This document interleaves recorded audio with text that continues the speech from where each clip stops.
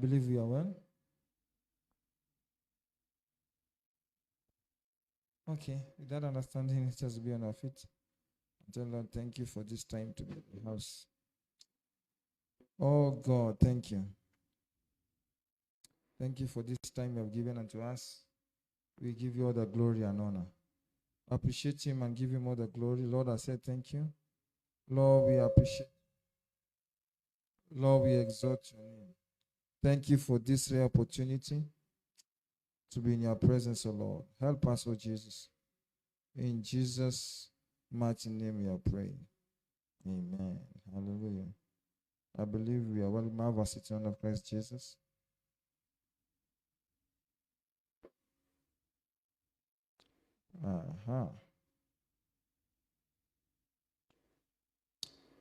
Yes, controversy. Hallelujah. We started on knowledge. Amen. Okay. I think we are doing well. Hallelujah. All of us watching online, make a revision. All of us are here. I believe you are well. Amen. 16 days to go. Will be in 2022. Hallelujah. We don't count the 31st because 31st, all of us are jumping and celebrating God. We are taking rounds and talking with everyone, telling everyone, do you know, tomorrow is next year. And then we always make sure that we don't sleep on the 31st. Tukae macho paka saa sita. Niliona New Year. So everyone is on the TV angalia, oh, Sydney, China is going to New Year. Ours is coming. Hallelujah. It's an interesting time. Hallelujah. I am grateful for this year. This year, now I was just thinking about it since yesterday night. This year we have managed to do progress. As individuals, we have met new people. People have felt us feel loved, cared for. Is it true? This is the year we have learned lessons also. We have entered into holes that we need to come out by ourselves, even if we are crying or anything. Amen? It has been a fantastic year. I don't know about you. I've met new people. We have loved new people, you know. Amen? We have loved new people, cared about new people. It has been a great year. Hallelujah. And I want us to remain thankful for the remaining 16 days. For the remaining what? As much you have not achieved what you wanted to achieve, just remain thankful. You know, I was saying, this year some people lost their fingers. Mine are okay. This year someone slept hungry. I don't remember if I slept hungry. And I was just thinking about it and I was like, we should be grateful. Hallelujah. Yes, we may not have gotten things the way we wanted it. Like, nimepata hii, niko nataka hivi. But God has given you opportunity to see it. You know, our parents have seen to the end of it. We have not buried everyone in our family in case we buried anyone. What am I trying to say? Let us just remain thankful. You understand? Things might go away from you. Just remain what? Thankful. Things may come on your way. Remain what? Remain thankful. God does not work against his people. You understand? So let no situations work against you. Are we clear? Let it not work against you. Just stay positive. And I believe we shall see great things in Jesus' mighty name. Amen. Hallelujah. When I wore this sweater today, when it was bought by one of my daughter, it was very baggy. You understand? It was like a container where you feel like you're wearing a cloth of a priest. Have you ever wear the graduation gown or a gown? So today I went and I said, it has become small. That's how God has enlarged me this year. Amen. So I was laughing by myself. I said, I'm trying to tie the buttons. I hope there are small things we can be grateful. You know, I was just standing in the mirror. I was like, and I know even if she sees me with it, she'll be like, it has become small. You know, there's small things. But you know, day by day we were living, waking up and moving. But we forget the great things we were supposed to achieve and compare it with the things that God has given us. Even if I did not build the house I wanted to build, at least I have money for rent. Even if I didn't spend time with the people we love, you know, at least we could talk to them. Am I saying the truth? Yes, there's something we have enjoyed. And just thinking about it, when I was just thinking about it right now, no matter how you feel, just remain thankful. That's the only thing. Because if you put your feelings on other things, sometimes you may lose the essence of life. Amen. Be thankful that some people may not have the privilege you have. Amen. Just be thankful. And I pray all of us will remain thankful in Jesus' mighty name. Amen. Tell your neighbor, be thankful. Be thankful.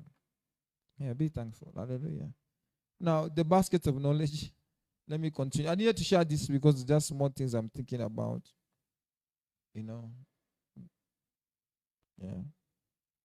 This year, I've gotten people that served very well, sacrificed, People just joined the church and became. You understand? You are grateful. Hallelujah. Yes, I am grateful. So we started on the basket of knowledge. We went through the ability to hear. And we talked about the ear of your mind and the ear of your spirit. And I said the ear of your mind, for you to develop your capacity to hear with your mind, you must rehearse the word of God. You must write it down. Amen. Number 3, you should have an instructor. Amen. In your life. Someone to instruct you, to show you. Amen. Number 2, I said the ear of your spirit. You must be Holy Ghost filled. You must understand the word of God. You must be in the company of his saints. Just being in church like this makes you understand God in your spirit, man. In desire deeper things. Number 4, you may have a messenger. Someone to show you the righteousness. Someone to show you the word of God.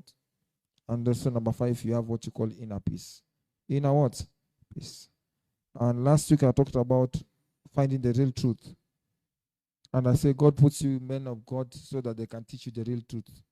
And yesterday I said, dear, tusikuje kanisa kutafuta miujiza. Ani miujiza, whichever it is. Which is it? Miujiza.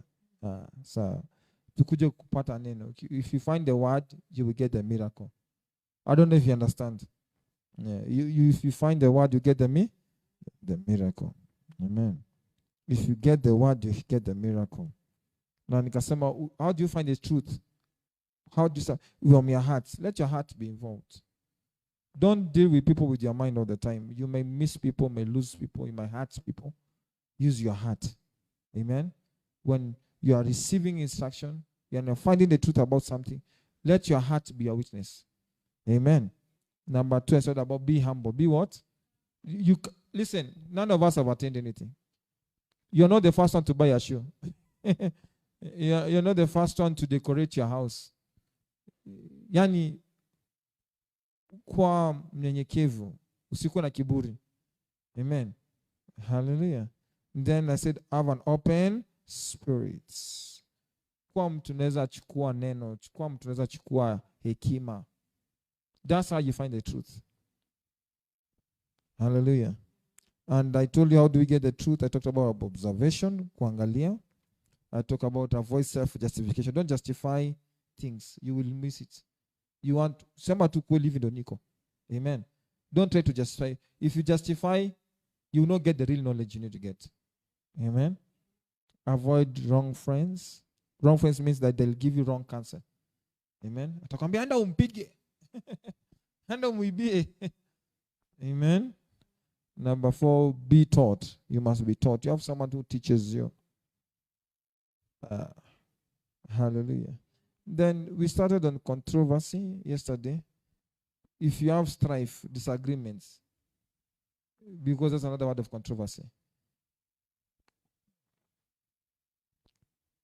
Because a controversy is when people express opposing views to where you're going. Unaelewa? Yani kuna mabishano kwa maisha yako, kwa afya yako, kuna vitu zenye haziendi venye nafaa ziende.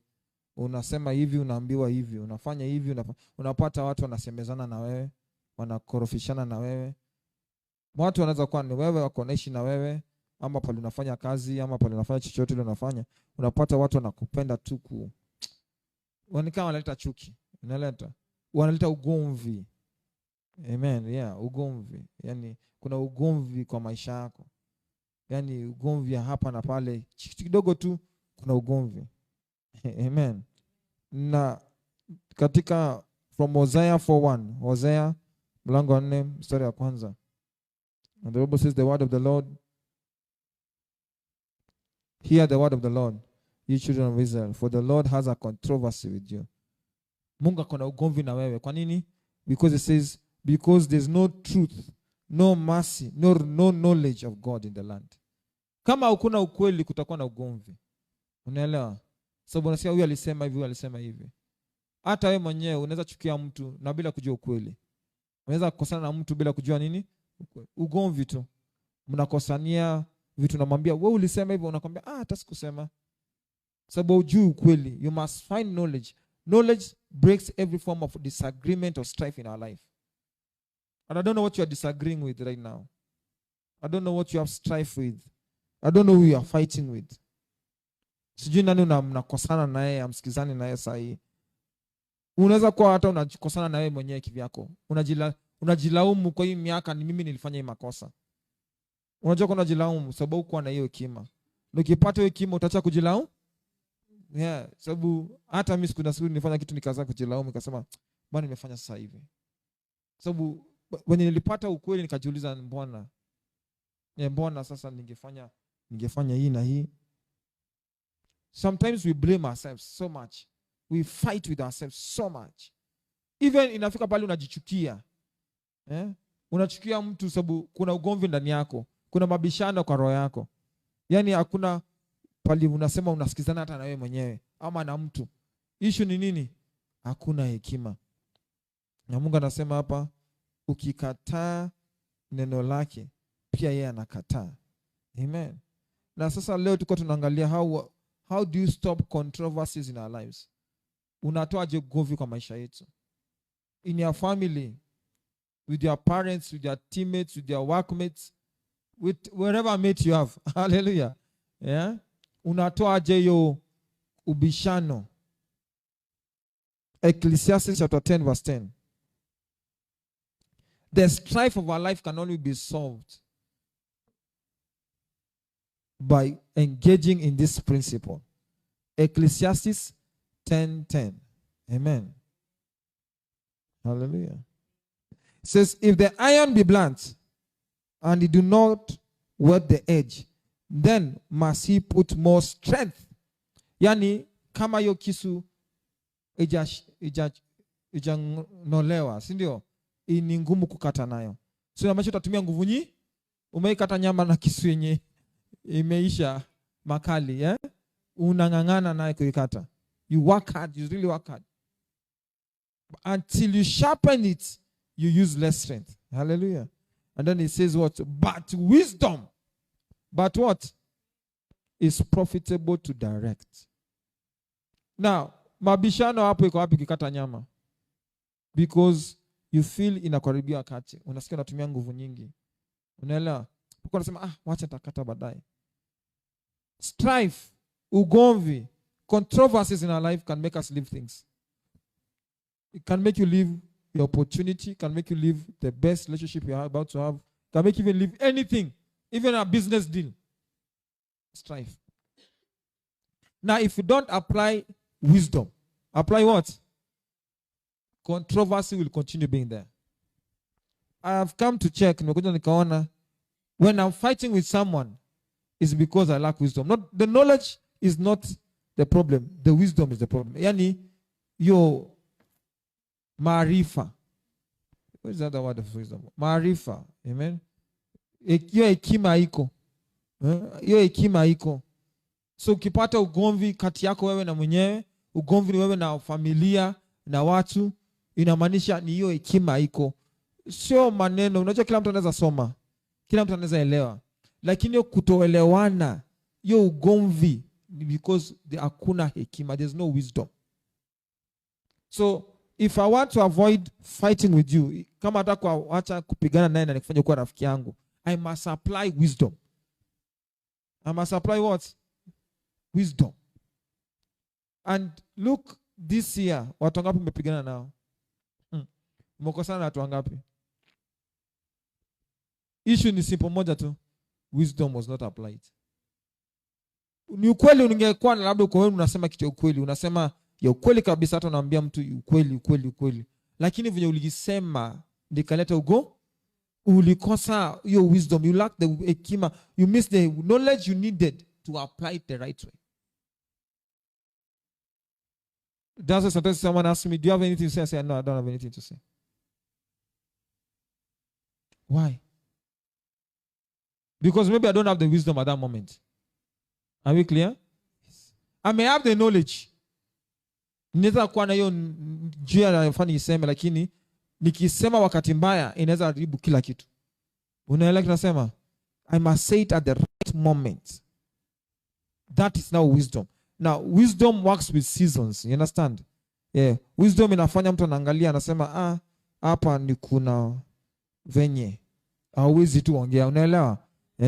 Unaona mtu ameingia kwa nyumba amechoka, mtu amepitia maisha ngumu, wakuji tu na mgonga tu, hata kama ulikuwa kitakusema mtakosana. Unaelewa? Yes, you have the knowledge, but the wisdom is what is lacking. Amen. So, ugomvi, fighting in our life can be stopped if we apply wisdom. When you apply what? Wisdom. Ni nini sahi kwa familia yenye watu waongeleshani? Ukikuwa na hiyo hekima watu wataanza kuongeleshana. Ni nini inapitia sahi kwa maisha yako yenye unaona isonge mbele? Ukiweka hiyo hiyo hekima, vitu zitarudi sawa. Things will go back to normal. Things will go back to normal. Lord, I need wisdom in Jesus' name. Amen. Now, so what is wisdom? Hekima ni nini? What is wisdom? What is wisdom? Wisdom is the ability to apply knowledge correctly. I don't know if you understand. Wisdom ni kuwa na uwezo wa kutimiza hekima yako vizuri. Amen. Chenye umesoma, chenye unajua, watu kielezea mtu unaiweka aje. Hiyo inamaanisha hiyo hekima iko. Amen. Sababu hatuwezi kosa neno, hatuwezi kosa chenye tunaweza sema. But what is wisdom is putting knowledge correctly. Knowing when to tell someone I can't talk is very powerful. Knowing when to tell someone I can talk, because unaweza sema hiyo wakati ndio wakati mtu alikuwa anataka kitu kama hiyo. Knowing when to say no, knowing when to say yes. That wisdom is very. Sababu unajua unaambia mtu sitaki tu ama sitaki kuona, then what you don't know, you are hurting the person. Unaelewa? Sasa hata kama ulikuwa unafahamu ongoze umpeleke pale anaweza pata amani, hiyo amani na hii hata yakikuona anaona kama wewe ni enemy. Wewe ni kama wewe ni adui. So what is wisdom? Ability to apply knowledge correctly.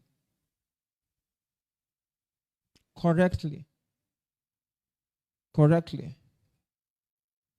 Mama alikuwa ananiambia kitu, ilikuwa mdogo. Ukiambiwa kitu, kabla ukimbie ujibu, chukua hata dakika 2 ufikirie umeambiwa nini. Ndio ukitimiza chenye umeambiwa, mtu ataona uko na hekima. Unaelewa? Akaniambia kwa darasani kama hata unajua jibu, usikimbie tena tu kujibu. Kaa chini kwanza ujiulize mwalimu ameuliza nini. Because you can give the right answer. Unaweza sema jibu yenye inafaa, lakini hujaisema vizuri. Unaweza kuambia mtu ukweli, lakini hujaisema vizuri. Sasa inafanyika, unapoteza huyo mtu uko unamwongelesha. Now, it brings controversy. Inaleta hiyo kusemezana. It brings an argument. I try to avoid many places. I want to avoid arguments. So, nikiona italeta hivi nasema nipe wakati nisome, nifikirie. Amen. So I'm praying, may God give us wisdom. Amen. Amen. So why wisdom? That's the question. Why wisdom? Then we will look on how do we get wisdom. Then we will look at what does that wisdom do. Hallelujah. Maybe tutamalizia kesho, but kwa nini unahitaji hekima? Mzazi, mtoto, kijana, mwanamke, why do you need wisdom?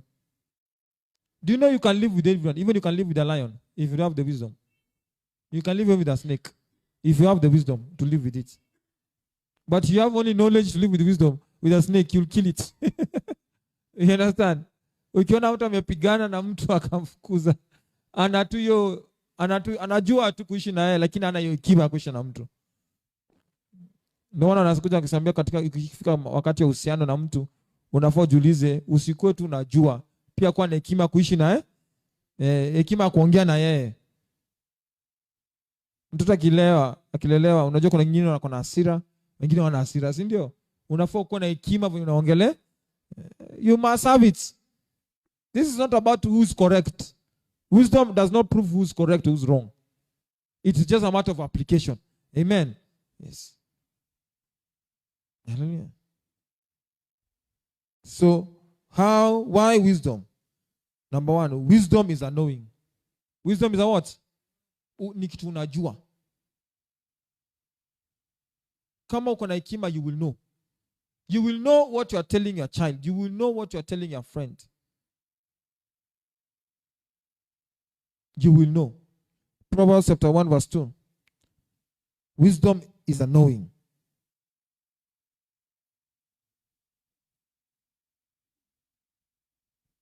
Proverbs chapter 1 verse 2. To know wisdom and instruction, to perceive the words of understanding. Methali moja, mstari wa pili. Amen. To know what? And what? To perceive the words of understanding. So, mtu anza kuangalia lazima uperceive. So you know wisdom. Ukikuwa unajua hii ni kima hapa, hapo ndo umepata solution ya nini? Kuacha vita na mtu. Hallelujah. Nina vita na yeye sababu sijakaa chini kupata hiyo hekima. Because when I know it, hata kama ulikuwa na hasira aje, itaisha. Nakumbuka mama alikuwa akiwa mkali, anakasirika na kuchapa. So kuna siku nikakaa chini nikamwambia ndugu yangu, mimi leo sichapwe. Amen. Sababu sasa nikajua mama ukimshika mkono kwa nini atafanya. Si ndio? So sio kama mkoja amewaka moto. Amen. Nikamkimbilia nikamshikilia. Amen. Hakuna kitu kilifanyika mpaka akaniambia Abraham niache. Akaanza kucheka. Akaniambia mbona umenikatalia hivi? Nikasema mama nikuachilia hapa, mimi najua nitaitana. Leo mimi sikuachili. Mimi sikuachili kabisa. Nilimshikilia na huko nyuma, nimemlenda nyuma yake nikamshikilia. Nikakatalia na yeye kabisa, nilikuwa mdogo. Akaniambia sawa basi. Hiyo maneno yameisha, usifanye tena. Lakini najua ilikuwa vita. Ilikuwa nini? Ilikuwa vita. Sababu nikamwambia ndugu yangu, nikamwambia wewe tukipatikana hapa hakuna vitafanya. Is to know, you know what to do. Na nilimwambia hii itafanyika hii. Mama leo atakasirika lakini atacha ukipata mtu amekasirika, if you have wisdom, you can make them calm down. Unaelewa tunasema? Yeah, because people can react. Mtoto anaweza atakasirika, watu wanaweza kasirika. Lakini ukikuwa na hiyo hekima, unatatua tu hiyo ugomvi hivyo tu. Unaleta amani. Unapata watu wengine wanakasirika hata wanaamka wanatembea, wanaenda. For you to make that person come back and sit down, you need wisdom. You need what? Wisdom. You need to know what to say. Because if you don't know what to say, you will miss it big time. Amen. So know wisdom. Wisdom is known. I know I have it. So ukishajua huyu ni mtu nakanga na hivi, anakuanga hivi, bas usiponijua itakuwa ngumu kana mimi. Ukinijua ni rahisi. Mwingine atakwambia ule ni ngumu kana, mwingine anakuambia ni rahisi. Kwa nini? They have the wisdom. They have the what? The wisdom. So wisdom is a knowing. Can we get knowledge in Jesus' mighty name? Amen. What is wisdom? Wisdom is an instruction. Hekima nini? Is instruction. Instructions ni, what do you say it? Maagizo. Yes. Instructions ni maagizo. When you have, kama kuna hekima inakupea maagizo. Because nimekuja kujua ukipata hekima utajua pali ya kukanyaga na pali pa sio kanyaga. Umeomba suti na mtoto? There's how they talk to you. Ni kama wamepanganga tu, wamekaa. Shana yangu leo amenifurahisha asubuhi. Jana nilimletea kitu, aliona, sasa kuona. Lakini asubuhi amekuja kwangu akanikisa akaniambia, "Thank you for the gift." Dad, can you bring another one? Unalekisema ni kama watoto wanakuanga na ka instruction fulani na wa guide kuongea na wewe. Wanaweza kuambia kitu please paka ukubali tu pea. Wisdom is an instruction. Is that what? Ukikuwa na maagizo una hekima. Ukipata mtu ana maagizo utampata ana hekima. Nikiuliza mtu unatoka hapo unaenda aje? Lazima akuwe na maagizo. Natupanda gari hapa, ninafika Moi Avenue, naingia duka fulani, ninarudi, nitafika mahali fulani. Unaelewa? Lakini mtu anakuambia tu anaenda tu, utasema huyu jamaa ana hiki. Umetoka na marafiki, mnaenda wapi? Tunaenda tu turudi.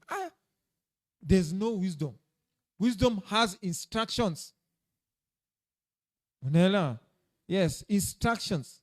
Hata Mungu akitaka kutengeleza ark ya Noah, alimpea maagizo. Unaelewa? Na kuitengeleza, that was the wisdom that he needed for him to float in the waters. Amen. Maagizo gani unafuata? Proverbs 1:3, Methali 1:3. Hekima ni maagizo. You need instructions. Proverbs chapter 1:3. To receive the instruction of wisdom, justice and judgment and equity.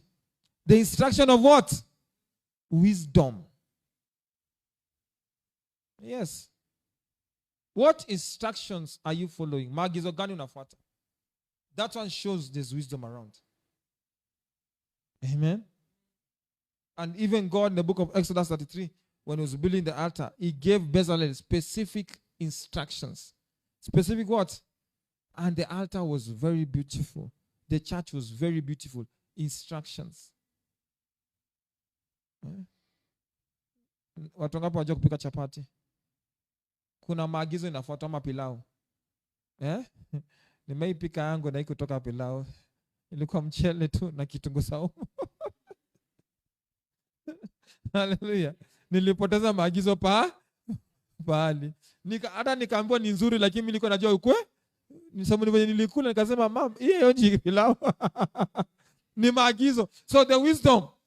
You see, I may have knowledge and I can't anaweka hii, but I lack the wisdom of how to cook it. So pako nashangaa mwingine akipika pilau yake kwani ni nzuri sana kuliko yako. There's a wisdom. There's a wisdom. Amen.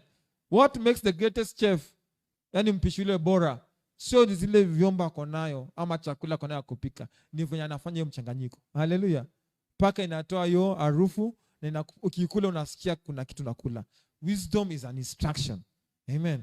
May we get instructions in Jesus' mighty name. Amen. Number 3.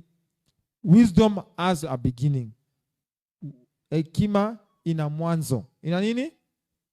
Mwanzo. You cannot talk to me without knowing the beginning. And you cannot finish talking to me without knowing the beginning. Wisdom has beginning. Hallelujah. Yes. To break controversies, you must know where to begin from. To tell someone even I love you, you must know where to begin from. Is it true? Yeah, because unaweza ambia mtu akupige kofi.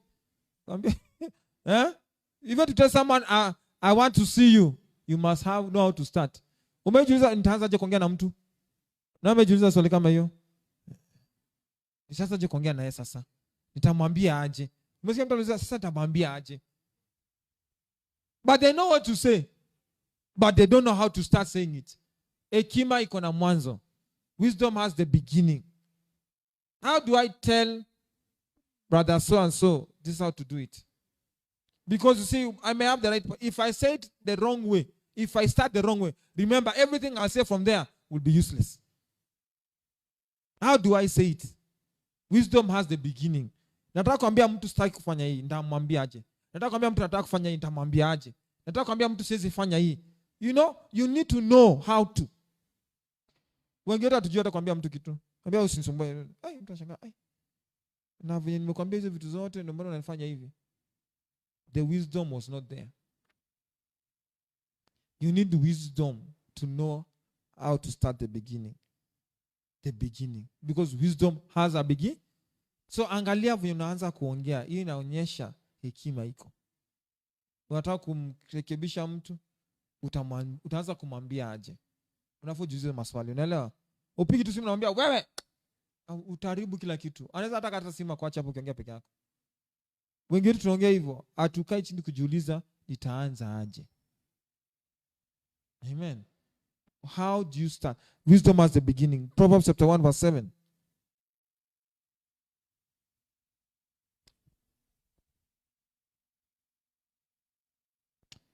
May we receive grace to have a beginning on talking. Hallelujah. Amen. You know, Jesus, when he was brought the woman who had committed adultery, he sat down, wrote on the ground. He was looking for the beginning of where to start from. Amen. Akuja to kwambia, hey, I'm the Christ. The power, the anointing will slay all of you. Wangeamka hapo wangekimbizwe mama mbio, sivyo? He told them, if you have not cast the first stone, what happened? They disappeared one by. What is your beginning in your wisdom? Unataka kuambia mtu siwezi fanya hii kitu. Naweza fanya hii kitu. Nataka hii kitu. Hata unataka kuomba tu kitu mtu akufanyie. How do you start saying it? You need that beginning. And you must desire God to give you that beginning in Jesus' name. Amen. Proverbs chapter 1 verse 7. The fear of the Lord is the beginning of what? Knowledge. But fools despise wisdom and instruction. So you can know how to talk, but you don't know how to begin. Did you understand what I'm saying? Yes. Wata wanaume wanamwambia utaongeaje na mtu? Hata sijui naanza aje. Huyu mtu ni mngumu, kazi ngumu. Lakini mtu mwingine anakuja na penya. Unashangaa alipenya aje? They had the wisdom. So controversies in a life, hiyo gomvi kwa maisha yetu, unafaa ujue utaanza kuongeaje na mtu. Unaelewa? You need that wisdom. May God give us that wisdom in the name of Jesus Christ. Wisdom to talk to people. Wisdom to do what? To talk to people. Unafaa ujue kuongea na watu. Sababu unaweza kuwa Mungu amekupea ukweli hiyo hekima. Lakini hiyo hekima kama umekaa nayo na ujue kupeana ni kazi ngumu pia. Hata watoto wanataka kuelewa, wafuasi hata kuelewa, hata washirika wenyewe watakuelewa. Yani no one will understand what you're saying. You must know how to begin it. You must know when to begin it. Hallelujah. Number 4. Why wisdom? Because wisdom talks by itself. Hallelujah. Wisdom. Ukikuwa na hekima, mtu atajua mjamaa kwa na hekima. Utasema unasema aliniongelesha. Aliniongelesha vizuri sana. Hata nikaelewa. Na nilikuwa nimekasirika hata nikatulia. Two people fighting. How do you settle the matter? It's not by joining the fight. And it's not by siding. Is it true? It's by knowing what to say. That all of them will sit down and ask themselves, why are we fighting? Unafaa kuwa na hiyo. Amen? Because wisdom talks by itself. Amen? Proverbs chapter 1 verse 20. Why wisdom? Because wisdom talks by itself.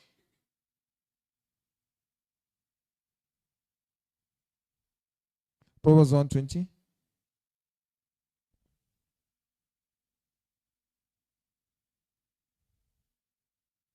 It says, wisdom crieth without. She uttereth her voice in the street. Hallelujah. In the street. So, uwezi sema kuna hekima hapa kanisani huko nje, hata marafiki yako hizo wana hekima hapo kwa wapi. Mtu ana changamoto, hata ukiongea mtu haoni. Mtu anasema, asumeniambia tu chenyewe ameniambia. Tofauti ya venye umeongea ni nini? Ni hekima. Tofauti ya maneno ya watu wawili ni nini heki? Sio hiyo neno. Unaweza sema hiyo neno tu, lakini vingine mtu ataelewa nini? Kuna tofauti hapa. Unaelewa tunasema? Yes, the wisdom talks by itself. So when you have wisdom, hata ukiongea watu watasema tunaelewa. So the controversy in our life is because of lack of wisdom. And I've told you why wisdom, because wisdom is a knowing, wisdom gives instructions, wisdom has a beginning, and wisdom talks. Amen. Ukikuwa na hekima unajua, inakuwa na maagizo, inakuwa na mwanzo, and what? Wisdom mwenyewe inaongea. Hallelujah. So as we finish today, how do we get the said wisdom? Only 3 ways. How do we get the said wisdom? Number 1, incline your ears. Unafaa kuwa tayari kusikia. Mtu akiongea, tafuta hekima, usisikize tu maneno peke yake. Hallelujah. Incline your ears. Proverbs chapter 2 verse 2. So that thou incline thy ear unto wisdom and apply your heart to understanding. Unaelewa? Mtu akiongea, Usisikize tu maneno. Chukua hiyo nini? Hekima. Methali 2:2. Hallelujah. Proverbs chapter 2 verse 2. Use your ears. Incline your ear to wisdom, not to words. People can tell you 20,000 words, but the only wisdom there that you need is only 1,000 words. Are we clear? So put your ear to hear wisdom. To hear what? Wisdom. Number 2, how do we get the said wisdom? It is given. It is what? James chapter 1 verse 5. Yakobo 1:5. Wisdom inapeanwa, it is given. So if it's given, what do? You need to ask for it. Hallelujah. James 1:5. If any of you lack wisdom, let him ask of God, that giveth unto all men liberally, and upbraideth not, and it shall be given. Unaelewa? Ambia Mungu nataka kuongea na mtaki sunipe hekima. Usikuja na hasira umekasirika. You may be coming to say the truth, but first of all, wait. Say, God, give me wisdom. I don't want to destroy my relationship with this person. Yes, they are wrong. I'm not happy. Sijafurahia, lakini nataka kujua kumwambia. Ndio maana hata Biblia inasema wazee wajue kukaa na watoto ama watoto wataenda. Why? Because they lack the wisdom of talking. You don't use force to communicate. You understand what I'm talking about? Hautumii kifua kupitisha neno. You need wisdom. You need what? And kama una ulizea, God give me wisdom. This person is very difficult to live with. But Lord, give me just wisdom to talk to them. I need to know how to talk to them. I know how to live with them. Sababu ukweli ya mambo ni nini? Mungu hataki kupea watu wapoteze. Unaelewa? God wants you to have relationships that will not go anywhere. But you see, you need that wisdom for you to get that relationship maintained. Because utafika wakati kitu itakufurahisha, utakuja aje useme.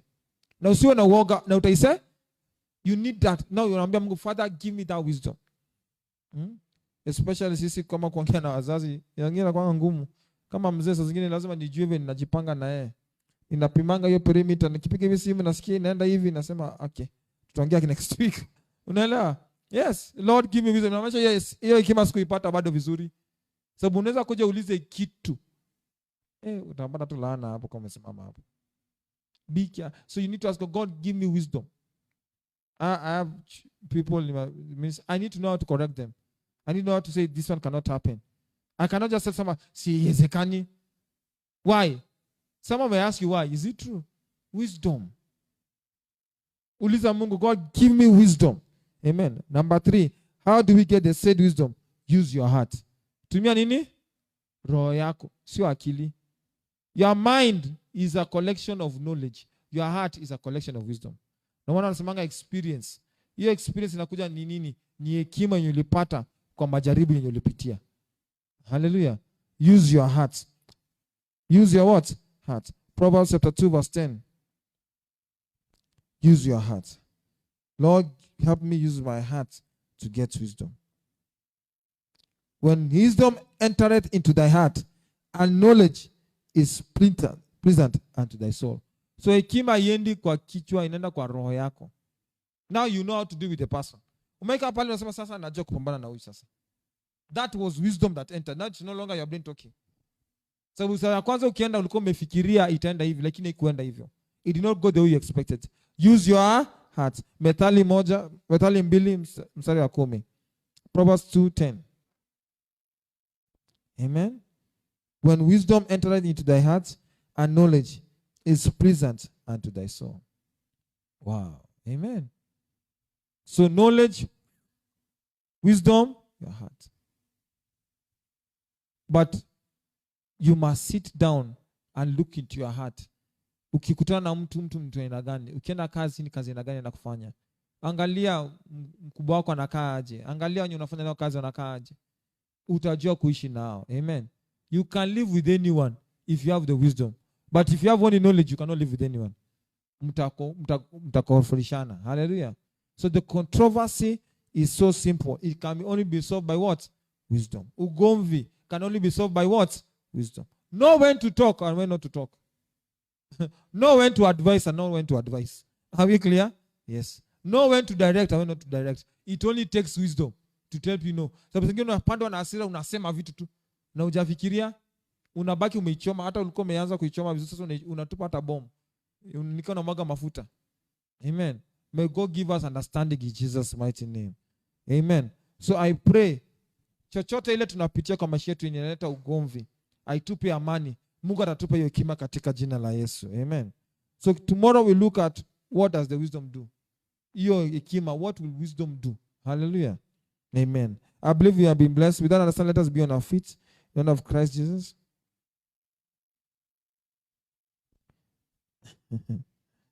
Hallelujah. And open our mouth and say, Father, give me wisdom. Wisdom for the issues of my life, my children, my family, my business. Open your mouth and pray that prayer. All my relationships. Lord, any warfare, any battle I've been fighting. Lord, battle of the mind, battle of my soul, of my heart, oh Lord. Lord, give me wisdom. Oh God, give me wisdom. Give me wisdom, oh Lord. Lord, give me wisdom to know to talk to people, to talk to my mates, to talk to my friends, my family, my parents, all my loved ones. Lord, give me wisdom. Give me wisdom. Dekosotozi kantalabaraga. Lekete lekete sasataba. Lokoto sokoto soko peketeze. Likanto zikadadaba. Lord, I pray for wisdom. Lord, wisdom. Rekata zakato zokoto doba. Lo shoto zobekete riba. Shoso so pekete namaraka. Oro pekete sekanto soto leba. Father, I ask for wisdom. Let give me wisdom to break every controversy in my mind, in my life, in my career. Lord, in my businesses, any battle I've been fighting. Lord, give me wisdom. I'm asking wisdom to not to live with my members, to live all over, to live with other people. Wisdom to find solutions in my life. Father, thank you for that wisdom that is coming through. Lord, we give you all the glory.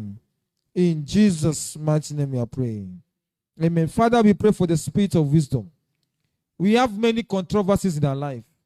We have many strifes and disagreements that are happening in our life. There are some things we don't know what to do. But Lord, you say in the book of James 1:5, if you lack wisdom, we should ask of you. Lord, we are asking for wisdom. Give us wisdom, Lord, for the sake of peace. This year's events, things will have turned for advantage. Things will have turned for our good. Any battle we have been fighting with people will come to an end. In the name of Jesus, our family, our spouses, our children, our businesses, our partners in business, in every form of dimension, Lord, give us wisdom. In the name of Jesus Christ, Lord, we give you all the glory. In Jesus' mighty name we are praying. Amen and amen.